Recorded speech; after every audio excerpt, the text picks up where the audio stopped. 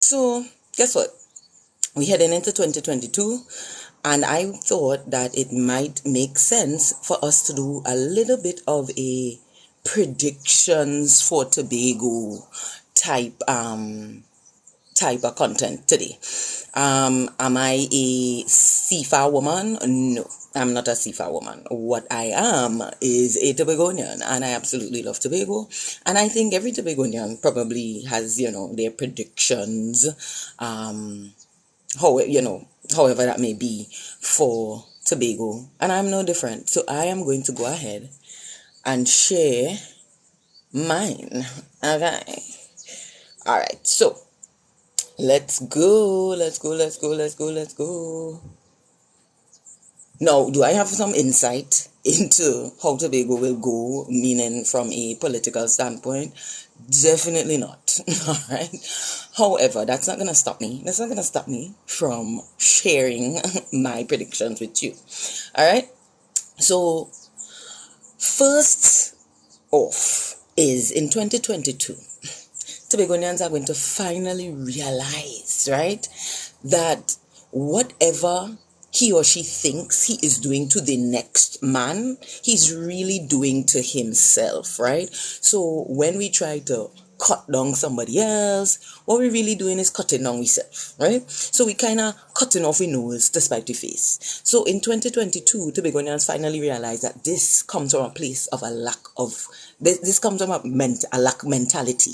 And we kind of move on from that to really realize that the world is abundant. So tripping somebody on their way to abundance is akin to tripping yourself and stopping yourself from getting to the abundance, okay? Because if one Tobagonian abundant, we all abundant. So let me start with that. That's number one, right?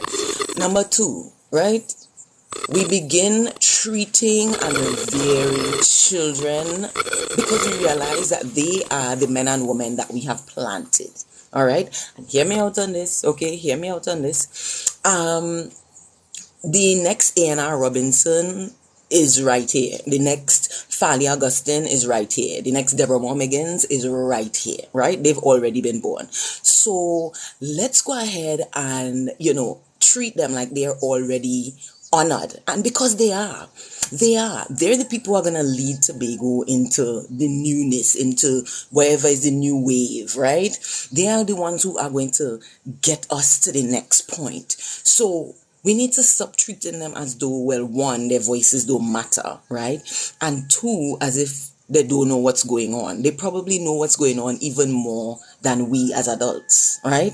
Hey Maria, how you doing? Satan in politics, I love it. How you doing? Solange Small, Selvon, how you doing? Deborah Beard Wallace, okay, Tobago Exotic, how you doing? Richard, how you doing? Kelsey, right? So so let's stop treating kids as though, there's some kind of, I don't know, like if there's some kind of upsetting presence to us, right?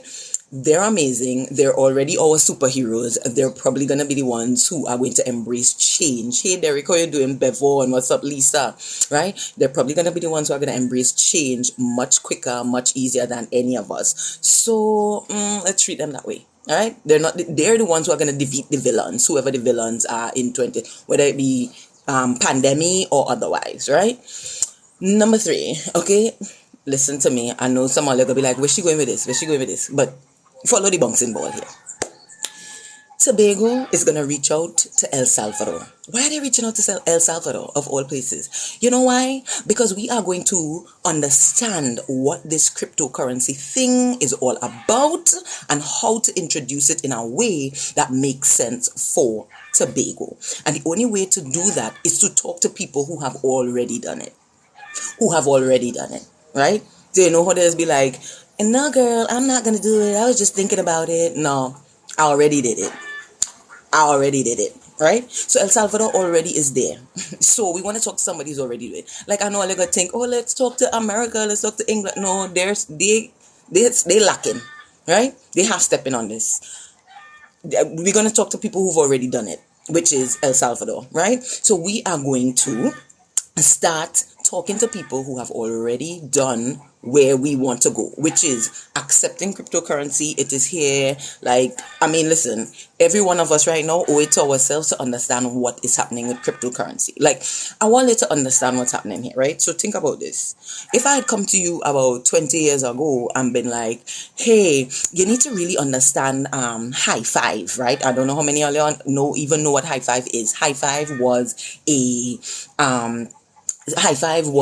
social media thing before there was social media thing. Hey Kevon, how you doing? Right? So it was a social media thing before there was a social media thing. And all of us, right, started catch a little practice on high five, and that's why we know what to do now with Facebooks, the Instagrams, the TikToks. That's how we cut our practice, right? So what I'm saying is we're standing on the precipice of something that's all. We're not even on the precipice, right? We're already in it. We just haven't accepted.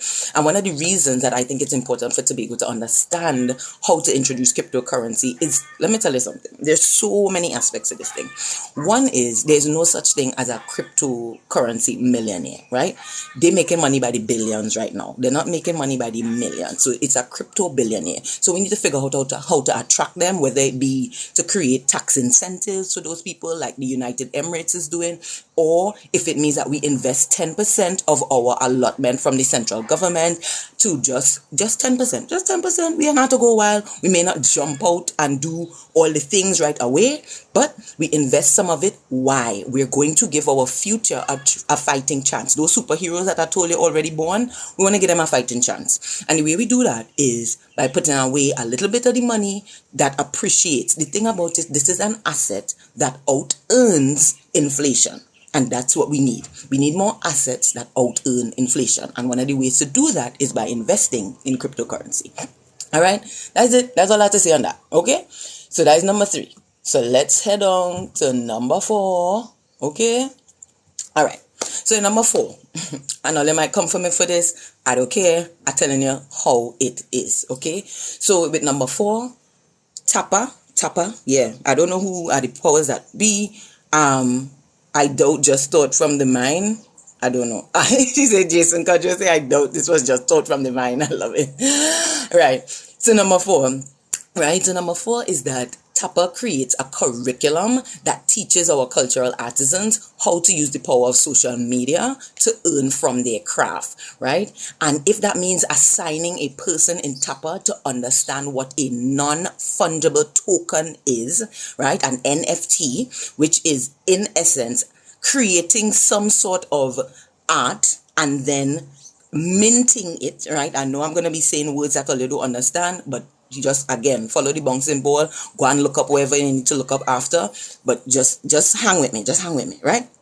Okay, so you're gonna create your NFT, you're gonna mint your NFT, and that means that anytime your NFT is sold in the future, you get the royalties and the money coming from that, right? And to Tobago culture in general, Tobago culture is ripe for NFTs, right? It's ripe for an artisan to create a piece of art that is Tobago inspired, right? That sells over and over again, and we receive the money. And if Tapper is the driving force behind that, then so be it. Or whomever. It really doesn't matter at this point. But what we need to do is figure out how to leverage our culture on social media so that we can earn from it. Intellectual property is a thing, and it's a very profitable thing. So we need to figure out how to leverage that, like ASAP, right? So 2022, I'm looking at you. Let's do this, okay? All right. Number 5, I'm only doing 6 of them this morning, because a girl got things to do. Right. So number 5, right? Number 5, here's my prediction. Okay. Number 5, the education division, okay, is gonna take control of educating children in Tobago by beginning discussions with our education counterparts in Finland, and figure out how they went from the bottom of the barrel, or the bottom of the European barrel when it came to education, to the top. How did they do that?